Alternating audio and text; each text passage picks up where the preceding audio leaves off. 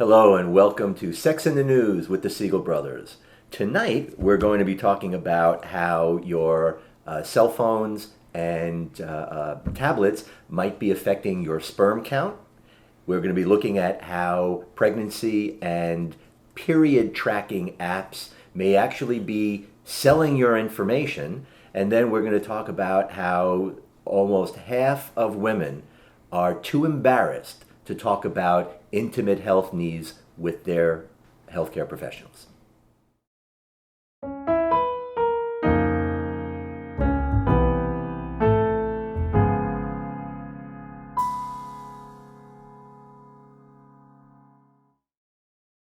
Our first story tonight deals with a study from Israel and how electronic devices at night may be taking a toll on sperm quality. Indeed. Now, looking at cell phones, iPads, tablets, computers, televisions, we've known for a long time that there's an impact of that blue light, right? But this was a little bit different. Well, it says it doesn't kill just the mood. A significant association between evening and late night exposure to light-emitting digital devices and poor sperm quality. Now, granted, it's a little snapshot. It shouldn't necessarily be globalized. This is 116 men who were being treated at a fertility clinic. So we can definitely call that a skewed sample. But it should not be news that if it affects hormone cycles and sleep cycles, it affects everything, including sperm production and sperm's ability to swim and the overall concentration of sperm. Right, exactly. So guys are having lower sperm counts. The sperm that they are producing aren't very good swimmers. And certainly their navigation is off. And this really is part of, as you point out, that bigger picture of, looking at the hormonal impact. Because blue light, these devices, the light that they emit are endocrine disruptors. Absolutely. And it's not just, what we've known for a long time, the way it impacts melatonin secretion, interrupts people's ability to fall asleep, and now we're actually seeing more of these physiological effects. And you're right, it is a small sample, and I think, but we can still look at this as a strong correlation. Yeah. I like how they said it falls into the can't hurt but might help category. So, people in general, put those devices away an hour or two before you go to bed. Certainly, there's no reason to take them to bed with you. No. And if that's your Ambien, you got to readjust your sleep patterns. Well, almost by definition, it can't be their Ambien, because Ambien will put them to sleep. This will keep them up. That's true. Right. So, and again, it's just a good idea to break that device habit. Break that habit of being attached to your phones. Break that habit of being attached to your tablets and gluing in front of the TV. Yeah. There are real implications. You shouldn't have a TV in the bedroom anyway. Also about tech.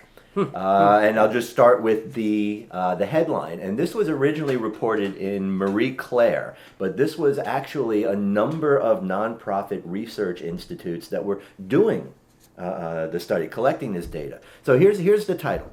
Forget tracking your period. Your period app is tracking you. And it's really been bringing to light, again, something that we kind of already knew. Or we should. Or we should have already known, something exactly. People know and don't really think about. But that there's like over 600 period tracking apps and a lot of pregnancy tracking apps as well. And unbeknownst to the women who are signing up for these apps and in these programs, their personal health and medical information that they have to entering in, is not HIPAA protected. Right? People have this idea, it seems, that if they're putting this personal medical information into a computer program, that it's safe. Only what you tell your doctor is protected. This stuff is not. Guess what? Anything that you put into an app, anywhere online, in any device, is liable to be sold to data miners. And there are cases here that they pointed out where people were fired when employers found out that they were trying to conceive. Right. Or getting, you're trying to hide your pregnancy from your family. You're not trying to tell it, and all these pop-ups keep coming up, all these baby ads. Again, I can imagine, and I really would enjoy imagining this, that people that may be of a little bit more religious bent who are using these apps, and now all of these ads for abortion providers are coming up. Oh, okay. But again, this whole sense of privacy, especially with these kinds of period or pregnancy trapping apps, Yeah. there is no such thing as privacy, and I think people, and women in particular, need to really understand that. People need to remember, if you have a Facebook profile or are on Twitter or Instagram, you have no privacy. That's right. You have relinquished your right to it. And this last study is also not news, or this last piece of news, rather. No, but it's still not kind of a news. kick in the head. Why does this is what makes us crazy. This study found that half of women are too embarrassed to ask their providers. We've been talking about this for 25 years at least. Right. That patients should not be worrying about embarrassing their caregivers in holding back questions that they need to. In other words, caregivers need to ask. I don't care who you are, a physician, a nurse, an educator, you need to ask people about their sexual health and if they have any questions or concerns. And, germane to our conversation last week when we were talking about obstetric violence and some of those issues. That lack of agency. This one research trust that did some of this, collected some of this data and did some of this research, were showing that half of women delayed their invitation to have a pap smear. 75% of women said it left them feeling vulnerable. 81% said they felt embarrassed about the procedure, and 67% felt they were not in control. Right. And when we break down the numbers even further, and to me, here's the kick in the head. Because researchers broke down some of the attitudes and expectations regarding gynecological exam. And this was published in Midwifery Journal. That they found over half of women felt anxious or worried about their health during pelvic exams, and 41% said they felt embarrassed having to undress. 1 in 4 people were worried about cleanliness or fear of getting infection or lack of sterility, and about 18% went on to just describe how they were always in fear of the gynecological exam being painful and hurting them. Right? But that's not what gets us. Right. The worst is yet to come. Yes, indeed. Things are not only staying the same, but getting worse, right, in terms of knowledge and sexuality education, right? Yeah. 25% of women between 16 and 25 felt confident raising or talking about topics related to gynecological health. Which is good. A quarter of these women said that they feel confident. Okay. All women should feel confident Right. asking their gynecologist about health. 65% of these 16 to 25-year-old women said they were uncomfortable using words like vagina or vulva. And this is the craziest. Half of these people in 26 to 35 age range could not correctly identify a vagina on an anatomical diagram. And compare that to 80% of people, of women aged 66 to 75. Yeah. Right. So let's get this straight. Okay, boomer. How about ask a boomer where your vulva and clitoris are? Yeah, I mean that's the thing. And again, this is supposed to be a generation that everybody talks about as being so hip and so sophisticated and so knowledgeable and worldly, except when it comes to your own bodies. Yeah. And this really is very typical of what we do see. Right? A lot of grand, exalted thoughts and progressive values. Pronouncements and Sure. all that kind of stuff. Yet the everyday down and dirty, it's just not there. So at what expense are we seeing this generation go fast forward with technology? It's good that values continue to move toward the progressive, but the education has to follow. Right.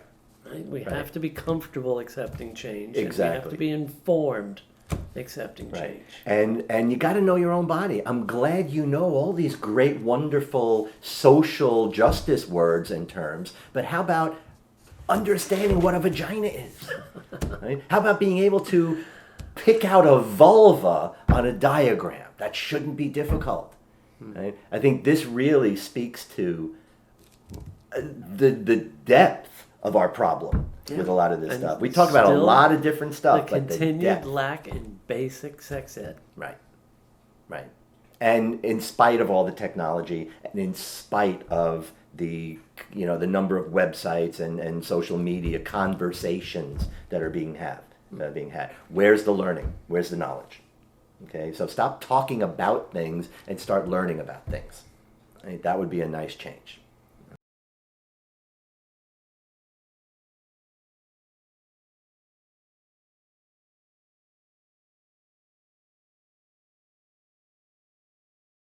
And as we like to end this segment with, after talking about these news articles, we'd like to give a little shout out in what we refer to as Poetic Justice.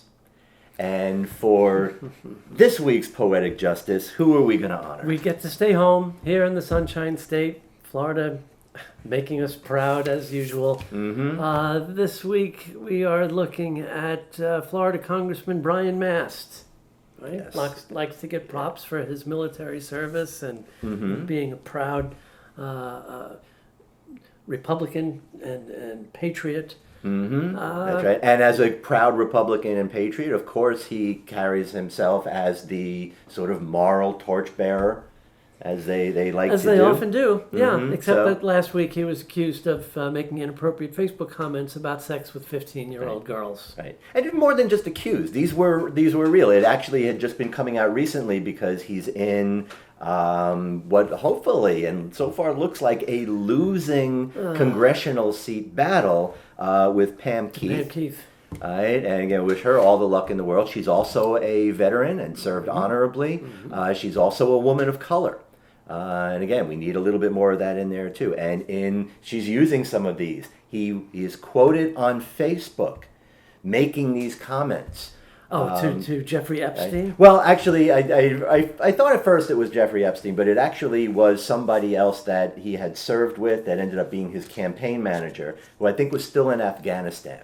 And these Facebook posts that he was putting out there were things like, hey, I hope you have sex with 15-year-olds. It's legal over there, right?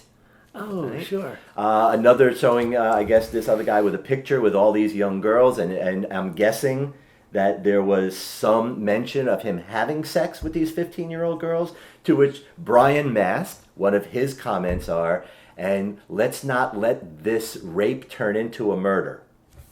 All right, so shout out to you, Brian Mast.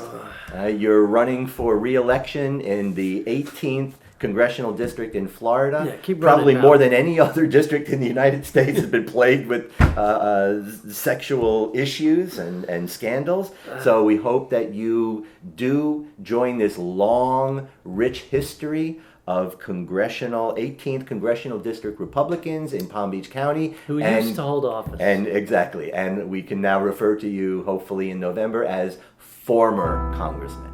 So shout out to you for our Poetic Justice. And that'll do it for this week's Sex in the News. We are the Siegel Brothers. Thanks for joining us.